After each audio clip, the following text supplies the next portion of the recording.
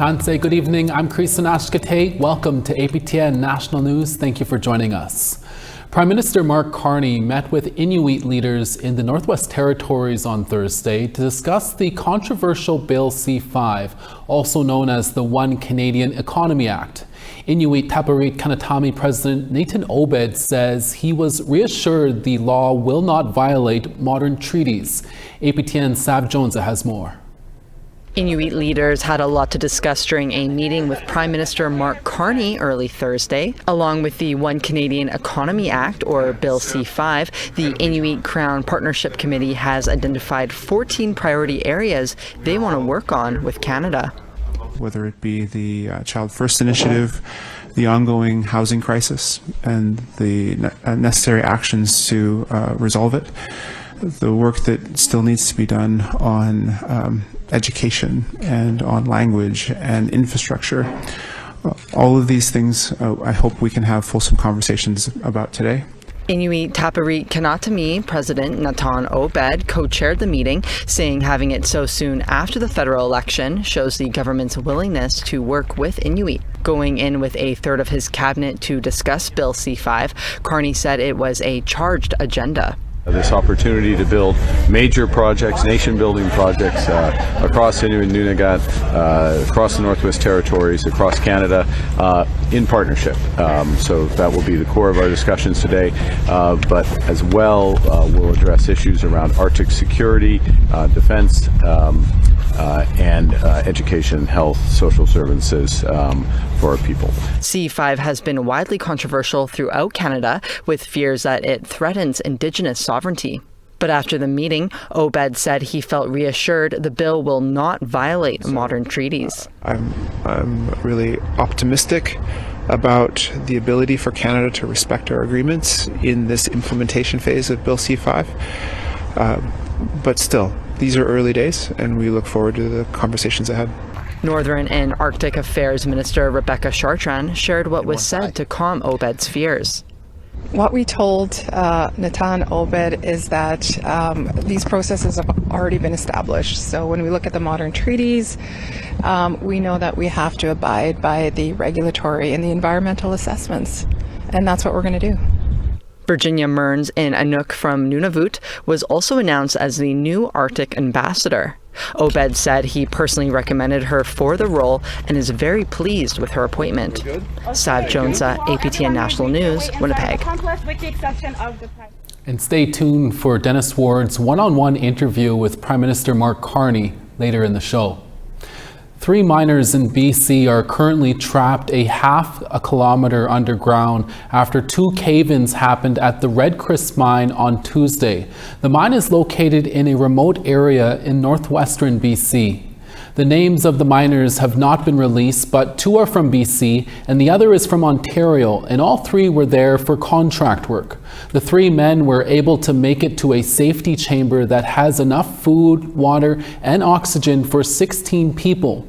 They are reportedly uninjured. However, communication with the miners stopped yesterday. Rescue teams are on site developing plans on how best to restore communication and free the miners. Red Chris Mine opened in 2015 and is a gold and copper mine located in the traditional territory of the Tatlan Nation in northern BC. Premier David Eby spoke about the current efforts to rescue the miners. BC miners are the best in the world. Our rescue teams are exceptional, and they will be working overtime to bring these workers home safely to their families. Obviously, it's very concerning for the families, for the workers in the sector, and all British Columbians and Canadians. And our thoughts are with the families and appreciation with the incredibly brave rescue teams that are working right now.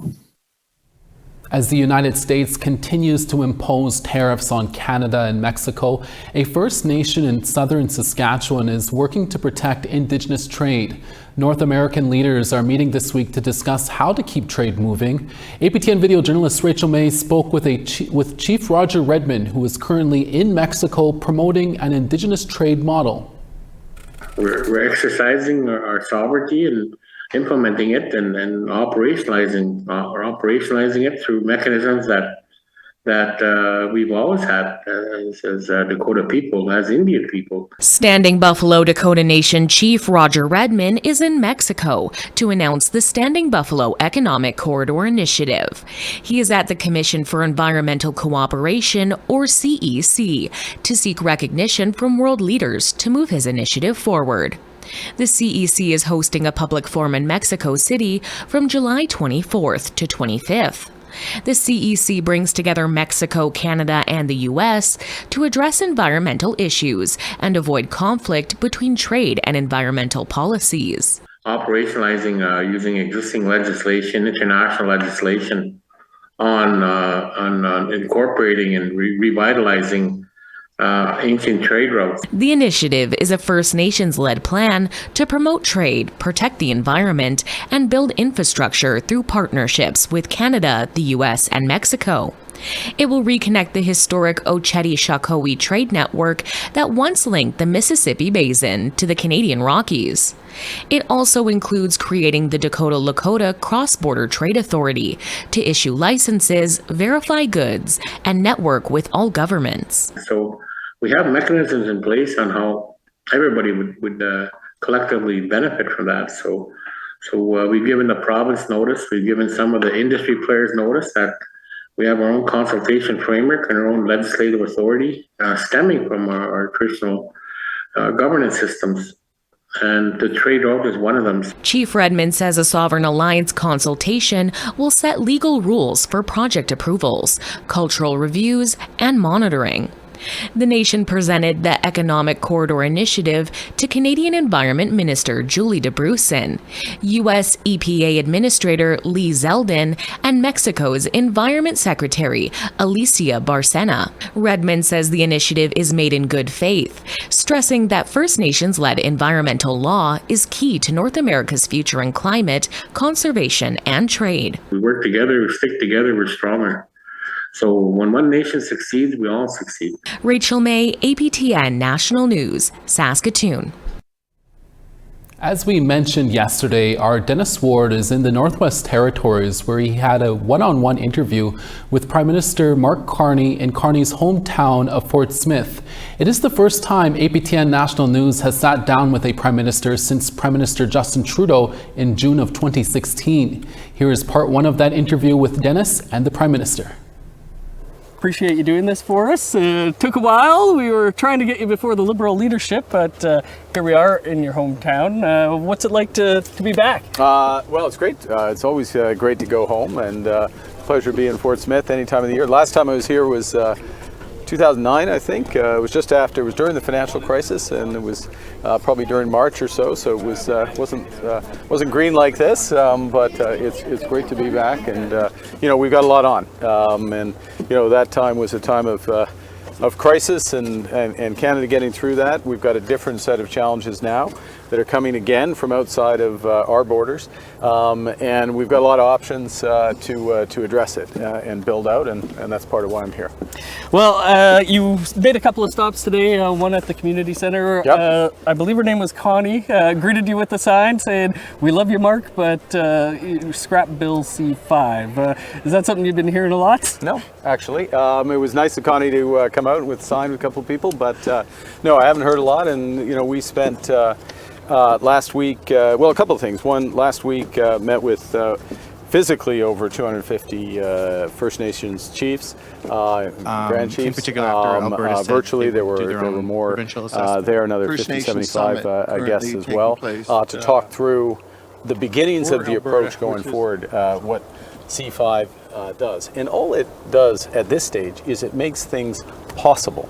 The question is, what do we want to do? What do we want to do together? And we started, the first thing we did in the question of what do we want to do together is meeting with Indigenous leadership. I'm going to, as you know, I'm going to Inuvik later today, and we'll be meeting with all the leadership of Inuit N.W.T, the rights holders, modern treaty leadership, to talk about what's possible.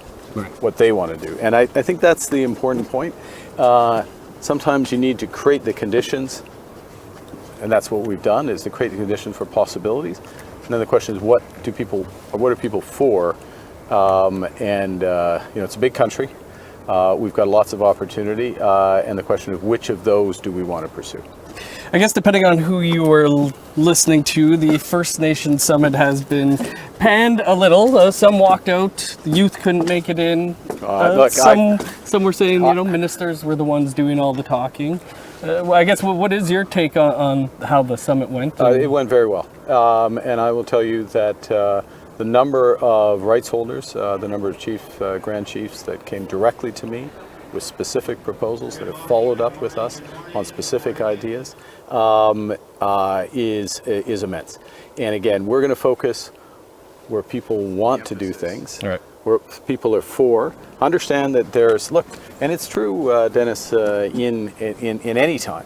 There are projects that seem good to some people but are bad for others, or projects that aren't ready, or ideas that aren't fully developed. And it's really going to be around what are people really enthusiastic and what helps to build nations. And when I say, I add the S for a reason. Building, of course, Canada, but building in a new way with First Nations. And this is really the first time we've had a signature piece of federal legislation that has at the heart of it economic growth for Indigenous peoples. And that's the possibility. Now the job for leadership, myself included, but I'm only one of many. The premiers, the leaders of the rights holders, as I say, the modern treaty leaders, to work with what do we want to do. What in Mark Carney's mind is a major project that this country needs right now? Well, so I'm going to answer that in a different way if you don't mind, which is that I don't have a preset notion on a specific project that we must do. But what we did in the legislation is sort of define the elements of, well, what does build a nation? And there's 5 elements, and one of them is, of course, it advances Canada's economic interests. It makes us stronger, makes us more resilient. And, we know because of the crisis coming from south of the border, that's one of the things we need to do. But secondly, and crucially, these are projects that are in the interests of Indigenous peoples, that are aligned with their interests. And that shows you what the process has to be, because it has to come up from those groups. And the third big thing, the third big element that is very clearly in the legislation and will be in the approach is that it aligns with the country's climate goals, so that it's moving us, the projects are moving us forward. Now, not every project will move us forward as much as other projects, but I'll give you an example, and I'm fresh from, as you may know, from meeting with the premiers, the first ministers yesterday, including the premier of the Northwest Territories, who very kindly came from that to be here today. And one of the things we talked about was raised by the premier of BC and the premier of Yukon, is how can they, and that what they want to do is connect the hydro grid, so the zero emission grid from BC into the Yukon, and in doing so, obviously it brings power to homes and people there, and clean power. But what it also does is it creates the possibility to develop critical mineral deposits, to diversify our economy, to give longer term jobs. And there's a series of projects that are linked in there. We're in the Northwest Territories. I'll give another example. Again, doesn't come from us. I'm going to hear about this, I'm sure, from the leaders of Inuit Nunagat tomorrow, which is Grays Bay Point. So this, for those who aren't familiar with it, is in Nunavut, Grays Bay.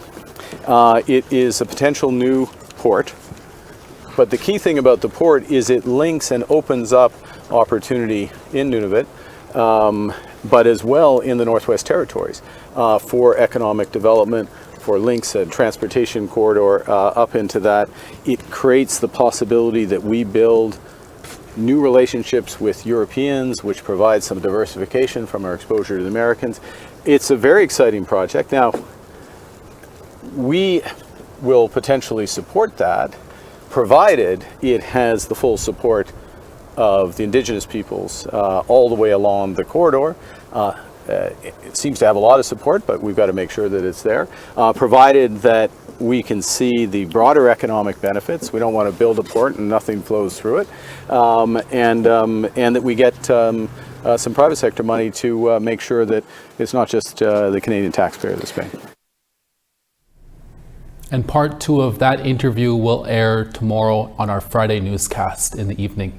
Our Truth in Politics panel is up next to talk about Bill C-5, including those meetings between chiefs and the Prime Minister and the premiers. We'll be right back.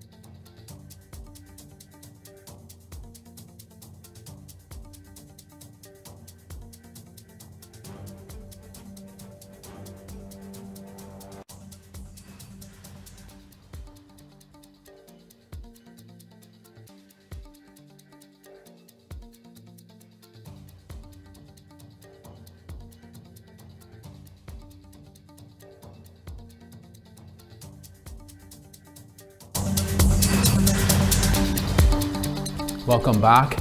A northern pipeline improving the rail line connecting to Hudson's Bay to the prairies, expedited critical mineral mining, all on the table with the new One Canadian Economy Act and Ontario's Bill 5.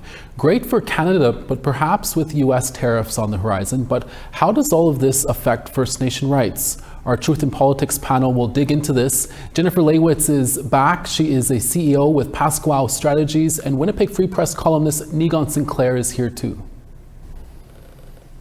Welcome back, Jennifer and Negon. Jennifer, let's start with you. Bill C-5 got royal assent on June 26th, very quickly, we might add. But the federal government did not meet with their First Nation leaders until last week in Gatineau, Quebec, when the bill is already a done deal. What do you make of that? I think we're seeing a government now that just wants to move ahead with resource development and, investment into this country and our economy. I think it's rather unfortunate that it happened as quickly as it did. I think, First Nations were not given the proper opportunity to understand fully what this bill meant and also what their position was going to be on it. Seeing all of our people, flock to Ottawa after the bill has already received royal assent just seems very redundant and it's already passed. So at this point, our opportunity to meet a committee, to meet with ministers, make those amendments that are necessary, but also for us on our end as well to come together and decide what position we're actually going to take on this. It seemed rushed. It seemed like there wasn't much consultation. Actually, feel comfortable saying there wasn't any consultation. And this is just a prime example of how, government needs to be coming to the table. We are in a nation-to-nation relationship, and unfortunately that did not happen. Niigaan, the meeting between the Prime Minister and chiefs was closed to the media. Only a few select stakeholders were allowed in. But APTN National News obtained an hour and 18-minute audio recording of it all. You've heard the recording, Niigaan. What do you make of that, what was said in that meeting? Well, it's certainly evident that during closed-door meetings, I guess we shouldn't be surprised that there are certain things that are said or promises that are made. And one of the most interesting promises out of that recording was that the Prime Minister said to chiefs that if the provinces won't come on board, he will bring them on board. What he said is bring them up. That is certainly a messaging that the Premier's meeting later might have been more interested to hear from, because it certainly creates a sort of situation in which the premiers will have to face a prime minister who is going to be moving very quickly, as Jen pointed out. And if the provinces want to drag their feet, or if they want to, in the case of Manitoba Premier Wab Kinew, consider Indigenous rights, they're going to be facing off against a federal agenda that's going to want to move very quickly. And so I think there's a communication difference that we will need to keep an eye on in the future. Pipelines, logging projects, railroads, interprovincial trade, critical minerals, the Ring of Fire, all of that fast-track with the Prime Minister and the Premiers telling the original people of the continent, don't worry, we can still talk. But it would seem there was no mention of being equal partners with big government and big business. Your takeaway on that, Jennifer? I think that's one of the biggest, concerns about all of this, is that it's really black and white when it comes to whether or not First Nations or, Indigenous people in general support research development in this country. It's already a contentious issue that most people have a hard time dissecting on what stand to take on it. But at the end of the day, if there are going to be these projects and we are going to be involved in them, we cannot be coming to the table and just looking for scraps. It's not, okay, everyone make these business deals, everybody make the plans for these investments, and then at the end we look at the Indigenous people and decide whether or not they want to be part of it, but then we're begging for the bottom of the barrel. If you were going to be putting projects in any type of industry through our traditional territories across this country, we need to be equal partners, and not just equal partners in terms of investment and what those business opportunities look like, but equal partners in terms of the environmental impacts and whether or not we're brought to the table to have those discussions about what impacts it could have on our lands, and who knows our lands better than our own people. And it's why I keep saying that nations need to get to the table and start, building out their due to consult protocols, mapping out their traditional territories, and, having those discussions about free, prior, and informed consent. Back to you, Niigaan. What do you think of the rhetoric Carney and the premiers are using? Words like providing services, Ontario Premier Ford telling chiefs to take the money. Premiers say we are here to listen. Nothing in terms of treaty rights or original jurisdiction or title in the context of international law. All very transactional. I think there's a historical misunderstanding around treaty as being these kinds of transactional relationships. You give one thing, I give another. Not about living together, co-governing, sharing the land, sharing resources, and working together towards the better good for all people. And I think that that's a general misunderstanding of treaty that unfortunately is embodied by the leaders who are most often voted in by people who may not always understand treaty either. It's a kind of a national education problem, an epidemic of misunderstanding, as it were. What we've got really here is we've got premiers who want to move quickly, who see a lot of economic benefit and opportunity, and they're not that interested in talking about spirit and intent. They're not that interested in talking about sharing. They're not that interested in talking about what it really means to be able to evoke and fulfill those agreements that are the legal foundation of the country or the Constitution. I mean, the Constitution is supposed to be about people working together from the very beginning of these laws, not at the very tail end of how much do we pay you.